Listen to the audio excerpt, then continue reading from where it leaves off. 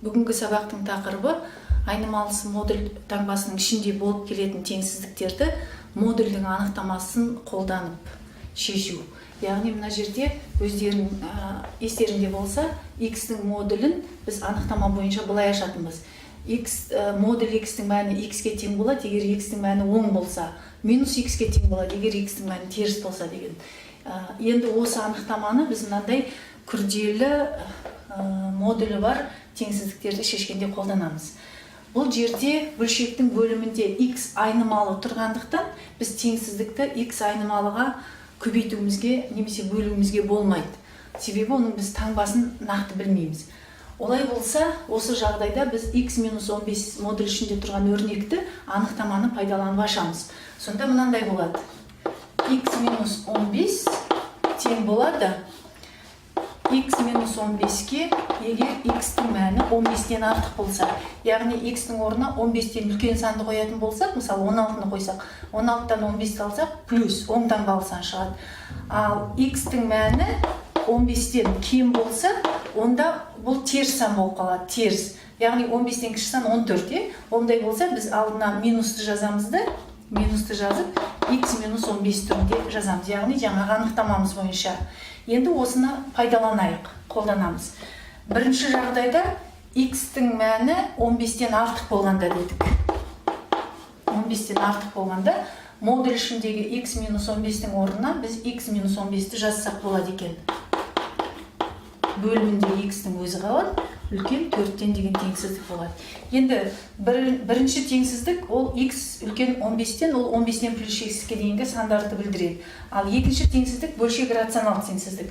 Оны шешу үшін төртті теңсіздіктің сол жағынан, оң жағынан сол жағына қарай өткіземіз. Сонда x үлкен тең 15-тен x-15 бөлінген x-4 үлкен 0-ден болады. Енді бұл жерде ортақ бөлімге келтіріп теңсіздікті шешеміз. Сонда x үлкен тең 15-тен, бұның ортақ бөлімі x болса, x-15 минус 4x болады. Мынаның толықтаушы x болады, сонда 4x болады. Минус 4x үлкен 0-ден. Енді осы жүйені ары қарай шешетін болсақ, x үлкен тең 15-тен x минус 4x. Ол бізге минус 3x-ті береді. Минус 3x-ті береді, минус 15 бөлімінде x.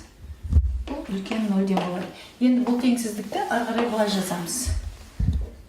Минус 15 пен минус 3-тен ортақ бөлім ретінде минус 3-ті жақша сыртына шығарып, оған бөліп жіберсек, біздің теңсіздігіміздің таңбасы өзгеріп кетер еді. Сонда x үлкен тең 15-тен, мына жерде былай деп жазамыз. x плюс 5 бөлінген x кіші 0-ден. Яғни біз теңсіздіктің алымынан ортақ көбейткіш ретінде минус 3-ті шығардық. Сонда x плюс 5 қалды. Содан кейін x минус 3-ке екі жағында бөліп жібереміз. Сонда теңсіздіктің таңбасы теріс сан болғандықтан қарама-қарсы таңбаға ауысып жазылады. Енді осы жерден сан тізімінде кескіндесек, мынаның нөлдері 0 және минус 5, минус 5 және 0. Оң жақтағы таңба плюс, одан кейін минус, одан кейін плюс болады. Бізге кішісі керек. Яғни мына аралық керек болады. X үлкен немесе тең 15-тен. Ол 15-тен үлкен немесе тең сандар жиыны 0-дің жоғарғы жағында орналасады. Енді суретке қарасақ, екі теңсіздікті де қанағаттандыратын x айнымалының ортақ мәндері жоқ. Олай болса, теңсіздіктің шешімі жоқ болады. Бұл бірінші жағдайды қарастырғанымыз.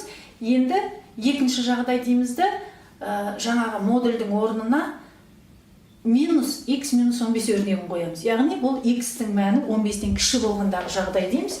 Сонда екінші x-тің мәні 15-тен кіші болса, біз мына жоғарыдағы модульдің орнына, енді мен минусы бар жақшаны ашқан кезде минус x плюс 15 болады, мен оны 15 минус x деп жазсам болады. 15 минус x бөлімінде x қалады, үлкен 4-тен. Жаңағыдай 4-ті оң жақтан сол жаққа қарай өткізіп аламыз.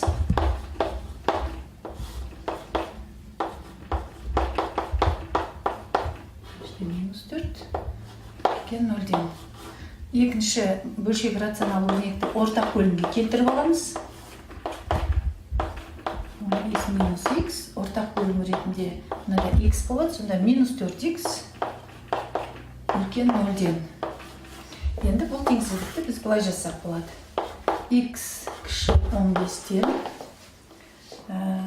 Мына екеуі теріс сан болғандықтан қосылады. Минус 5x болады. Минус 5x, 15-ім плюс 15 болып қала береді. Бөлімінде x үлкен 0-ден. Енді қараймыз, бағанағыдай минус 5-ті жақша сыртына шығарамын. Сонда x минус 3 болады.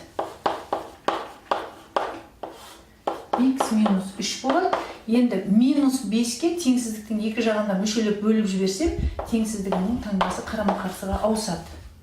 Яғни қайтадан қарайық. Қайтадан айтып өтейін. Минус 5x плюс 15-тен минус 5-ті жақша сыртына шығарам. Сонда x минус 3 болады. X минус 3-ті міне жаздым. Минус 5-ке теңсіздіктің екі жағында бөліп жібергенде, теріс санға бөлгендіктен теңсіздік таңбасы қарама-қарсы таңбаға ауысады. Енді сан түзілімде кескіндейік. 15 ол теңсіздік жоғары жақ кіші 0-ден болса, теңсіздіктің сол жағы қойылады. Аралықтың 0 мен 3. Ендеше 0 мен 3 осылай орналасады.